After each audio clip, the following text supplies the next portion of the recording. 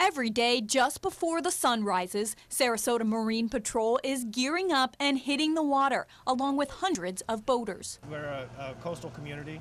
Everything that happens on land also happens on the water. Mike Skinner is one of 2 Sarasota police officers who patrols the city waters. From North Siesta Bridge to Sarasota Bay, everything in the Big Pass to Shell Beach, along with parts of the New Pass. On a daily basis, I'll get a call for service. That can include a rescue call. I can get called for a distressed mammal, whether it be manatee, sea turtle. I get called about wake violations, boating violations. People do contact me about fishing violations.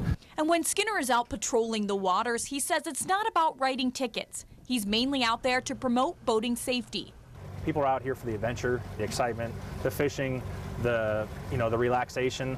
The last thing they want is an emergency, and they want to make sure, if they do have one, that they have the proper safety equipment on board. I just want to say thank you for allowing your kids to wear their life vests.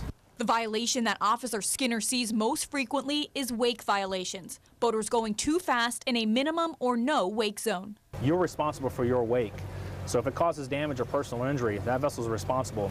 I'm Officer Skinner with the Sarasota Police Department. The reason for the stop is we're in a slow speed minimum wake zone. The normal violation would be $93 for violating the wake zone.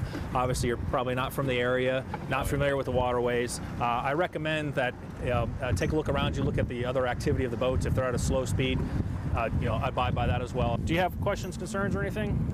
No, appreciate the warning, and we'll all right, keep her safe the rest of the way. All right, guys, have a great weekend. All right, enjoy your time down here. We have New Pass bait shops. We have a lot of loading and unloading. So you can imagine if a parent's handing up their child to another family member, the last thing they want to do is have a wake, hit their boat, and they're striking the dock. And just behind us, we have active fueling. So if someone's actively putting fuel in the boat and all of a sudden that boat starts rocking back and forth, now we're looking at a possible fuel spill. Marine Patrol won't pull anyone over without a reason. But the main reasons boaters get pulled over are for things like driving under the influence, boating in the wrong channel, and not having registration stickers. Do you have your registration sticker? Yeah, I see it there. You're good. I see it there. Have a good day, guys. And once they've stopped a boat, they do routine checks to make sure they have all of the necessary safety gear on board. You have 4 life jackets? Yeah. Good. We're in the green. We're good. Okay. I see the sound-making device there on the keychain. That's good. Yep. You need to be self-contained. If you have a problem on the water, you need to be able to fix it. That's why every boat has safety requirement. Being out on the water, crashes between 2 vessels is almost 100% avoidable. We have to look back at the collision regulations that the Coast Guard holds, the standards that they hold. Carelessness is one of the number one reason why we have a lot of these accidents.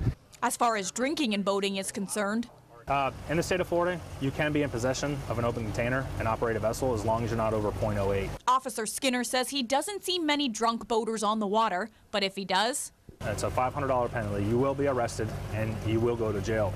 The difference is it will not affect your driver's license unless you're given another or have a previous DUI. There's one major difference between the beat officers on the street and a Marine Patrol officer. Is that they're typically out here by themselves. As an officer safety issue, when I'm on land and I call for backup, I'm going to have it probably within seconds, less than minutes. If you're out on the water, you can't always count on that. So officer safety is a huge concern out here because I am by myself sometimes, and there's a lot of moving parts when you stop a vessel. You got to worry about other boaters around you. You got to worry about obviously the person you're dealing with, the passengers on board, and then you have to deal with the currents. But they have plenty of other types of backup, working with almost a dozen other agencies like Moat Marine, the Sheriff's Department, and of course, the Coast Guard. From behind the badge on a boat, Jess Dowdrick, ABC 7, your Suncoast News.